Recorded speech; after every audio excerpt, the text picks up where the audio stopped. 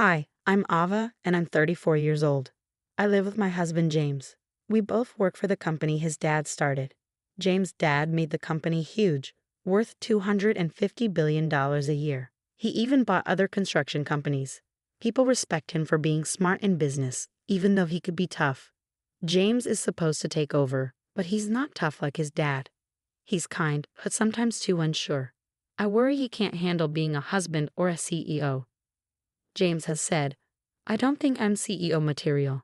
If I end up as one, I'll likely just be a face for the company." It's simpler that way, indicating he's not really interested in running things.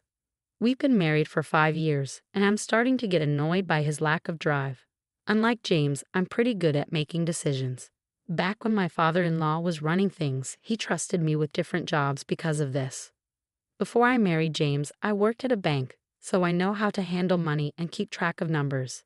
After getting married, I decided to stop working and focus on taking care of our home. But my father-in-law asked me to join the construction company instead. Soon after I started, he started asking me to come to board meetings and share my thoughts on how to manage things. At first, the board members weren't sure about having the founder's daughter-in-law in important meetings. But as I kept giving useful ideas, they started to listen to me. James was also on the board, but he hardly ever came to meetings, and everyone thought that was okay, even my father-in-law. One day, when I got home from a meeting, I found James just sitting there watching TV like nothing was wrong. "Why did you come to the meeting today?" I asked, annoyed. "You're an important part of it. You should take it seriously." But he just shrugged and said, "Even if I went, I wouldn't understand what's going on. Plus, the board members seem to like you better, so it's not a big deal, right?" I couldn't help but wonder if he was bothered by me being involved in the meetings. Despite his comments, my father-in-law had been showing me the ropes of running the business and seemed to be grooming me for a bigger role. I started to enjoy being part of the management, and before I knew it, I was working hard to live up to my father-in-law's expectations. After about 2 years of attending meetings, my father-in-law retired completely. When important decisions needed to be made, the board members would come to me for advice, leaving James out of the loop. I had hoped this would motivate James to step up, but instead he became even more distant from his work. He'd show up at the office in the morning but disappear by noon, spending the rest of the day at home. When he came home, he avoided talking about work altogether, seeming like he didn't care about what was happening in the company. Meanwhile, my workload kept growing, and I was getting busier. After my father-in-law retired, the board members started depending on me more and more, giving me tasks that felt like what a CEO would do. Since we're a big company with lots of employees, I was focused on increasing sales and profits to benefit everyone who worked with us. Thanks to the hard work of our employees, our sales started going up. I found running the company more and more interesting and got really into my work. But on the flip side, my husband James seemed to be losing interest in his job, and he started showing up at the company less often. Our conversations at home became less frequent, and our relationship started feeling strained. And around that time, I bumped into your sister Megan, and we grabbed lunch together. James came home and casually mentioned, "My sister Megan is a bit older than me and had just gone through a divorce about 6 months ago. It happened because she cheated, which caused a big scene when her angry husband showed up at our parents' house. So when Megan's husband got really upset, James went over to my parents' place to calm him down since I was busy with work." James, who had a gentle upbringing and a calming personality, was able to talk Megan's husband down and convince him to leave for a while. Later, Megan told me, "Your husband is amazing. He handled my angry husband so well," she praised him. Megan's husband must have been impressed by James's calm and easygoing attitude. Megan ended up divorcing her husband and paying alimony. But after that incident, she seemed to see James in a different light. Before, she might have just thought of James as a rich, pampered guy who wasn't particularly attractive and a bit indecisive. But now, she seemed to view him as a respectable businessman. Now that Megan was single after her divorce, she probably saw James as a great catch, as she always liked wealthy men. But I was too focused on work to even think about such things. My sister wouldn't have known that James doesn't actually run the company. He's just a figurehead. Megan's ex-husband was a top employee at a foreign company and used to boast to me at their wedding, saying, "My husband is a great worker with a big salary and he's good-looking too." "You're probably jealous," he teased. He was handsome, smart, and had a cool style. I couldn't understand why Megan would cheat on such an amazing husband. 3 months after James mentioned having lunch with Megan, I came home to find him looking unusually serious. We need to talk, he said, which surprised me because he'd never been so serious before. I felt nervous as I waited for him to continue. Actually, Megan is pregnant with my child, and I want a divorce, he dropped the bombshell. I was shocked by the request for a divorce, but even more stunned to hear about Megan's pregnancy. Speechless, I listened as James said, Megan plans to come over on our next day off to discuss this, so I'm counting on you. I was stunned and asked him, so he want to marry my sister? James looked troubled as he replied, it's not that I want to marry her, but as she's carrying my baby, I guess I have no choice.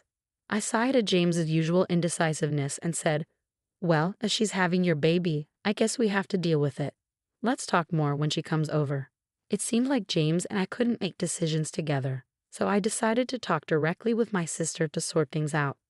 Even though I had already decided in my heart that I wanted a divorce, I felt I needed to talk to my father-in-law about the situation with the company. Being involved in running the business as the founder's daughter-in-law, I knew that divorcing would change my role. So the next day, I went to my in-laws' house and told my father-in-law everything my husband had said. My mother-in-law, who was there too, was happy about the news of her son having a child. But she quieted down under my father-in-law's stern gaze. She seemed more focused on the grandchild than the company's affairs. After thinking it over, my father-in-law smiled and said, Ava, I want you to keep working in the company just like you have been. James doesn't matter to me. I'll handle it, so let him do what he wants. It was clear that my father-in-law valued the company's management more than his son or grandchild. Even though he had retired, he still had a lot of influence as the founder, and he owned most of the company's shares. No executives would go against his wishes. I was starting to enjoy my work more, and I was hesitant to give it up now that I had settled into the role. It was time to talk about the future with my sister. On my day off, she came to my house with a big smile and said, Ava, it's a shame you couldn't have a baby. I'll give you a lot of money for consolation. Please leave this house as soon as you can, she said triumphantly. My husband sat there silently, not saying a word, even though he was the one who caused all the trouble. I was shocked by his indifferent expression and said, it's fine if we get divorced, but we also need to figure out alimony and divide our assets properly. Let's get a lawyer involved and sort it out. I never imagined you, my own sister, would fall for someone like James, I said to my sister sarcastically. She gave me a stern look for a moment, but then composed herself. I realized she was trying to say that it's what's on the inside that matters, not looks or wealth. It was amusing to hear her talk as if she knew my husband's true self completely, and I struggled to hold back my laughter as I replied, that's wonderful. I hope you two have a happy life together from now on. I couldn't help but wonder if by inner self, my sister meant money. She seemed to think my husband was the big shot at my father-in-law's company, but it didn't seem like she had heard anything from him directly. After our discussion, my sister announced that she would move in and arranged for a moving company. Knowing my sister's temper, I only took the essentials with me, having already secured a new apartment. I also hired a lawyer and prepared documents for property division and alimony claims. The next day, after moving out, I began negotiations for alimony and property with my husband and sister, with my lawyer by my side. My husband remained indifferent, while my sister did all the talking. I'm willing to pay whatever alimony you ask for, so take your time to decide, my sister said. Upon hearing this, my lawyer decided to pursue alimony from my sister as well, not just my husband. My sister was already paying alimony to her ex-husband in installments, so my lawyer had warned that it might be difficult to claim alimony from her. Since my sister offered to pay whatever amount I wanted, I decided to go ahead and make a claim. During the property division negotiations, my sister eagerly pointed out, this mansion belongs to James's family, so it shouldn't be included in the property division, right? The lawyer replied calmly, this building and the land are owned by the company, so it's up to the company to decide. It appeared that even my husband had assumed this house belonged to his father. Oh really? I thought this was Dad's, he casually remarked. In contrast, my sister seemed surprised and turned to the lawyer, demanding, wait, does that mean I can't live here? The lawyer replied professionally, since it's company property, you can continue living here if the company permits it. My sister seemed relieved at this and said, oh, you should have mentioned that earlier. It'll be fine since James, the president, will be living here, my sister confidently stated, causing the lawyer to be momentarily surprised before bursting into laughter. What are you talking about? Ava is the president, not James, the lawyer clarified, looking at my sister, who was planning to remarry my husband. It didn't even know this basic fact made me chuckle. My sister immediately turned to my husband and exclaimed, "Wait, James, you're not the president." Seeing my husband's troubled expression, I stepped in and explained to my sister, "James is just an advisor without any executive authority. I'm the executive director and also the president. Our father-in-law, the founder, used to be the president, but he appointed me as executive director and then president when he retired. The other executives supported my performance and there was no opposition. Meanwhile, my husband, due to his father's arrangement, was receiving an executive salary as an advisor without any executive power, which was more of a disappointment than a true position of authority. Even though he was technically receiving an executive salary, since he wasn't actively working, it was even less than what a regular employee would earn. Therefore, I was the one covering all our living expenses. My husband, who had little interest in our household finances, didn't even bother to check whether the house we lived in was owned by the company or by his father. Despite being company-owned, my responsible father-in-law had always charged me rent. Although I considered it a standard rental arrangement, the lawyer, still chuckling, asked, "Can we continue to charge James rent for this house?" My sister reacted strongly to the idea of rent, saying, "Rent? Why should James pay rent? Isn't it the company's property? Let's just let him stay for free." The lawyer then presented the rent amount, which caused both my sister and her husband James to be taken aback. "I guess rent for a house this size would be high. I can't afford that with my salary," he admitted. His executive compensation barely left him with any extra money, and paying that rent would make covering their living expenses even more challenging. Over their 5-year marriage, James had depleted his modest executive compensation entirely. My own salary had been swallowed up by the exorbitant rent and living expenses, leaving us with little in terms of assets. Splitting what little savings we had was the only option for dividing our assets. After the lawyer departed, my sister, now aware that the grand mansion she had envisioned was merely rented, looked utterly crestfallen, staring into space. James, as usual, wore his trademark grin. I suggested, "Why don't we leave this place and move back in with your parents? Your mother was thrilled about the pregnancy news." James agreed, but I couldn't help but chuckle at the irony of having to consider the opinion of a man who was soon to be my ex-husband. While I pondered whether this unreliable man was capable of raising a child, I ultimately decided it wasn't my concern. Turning to my sister, who seemed to have forgotten about her own alimony, I asked, "Are you all right with the alimony arrangement, sis? You seemed so confident earlier, but you're also paying your ex-husband, right?" She was taken aback, her expression snapping back to reality.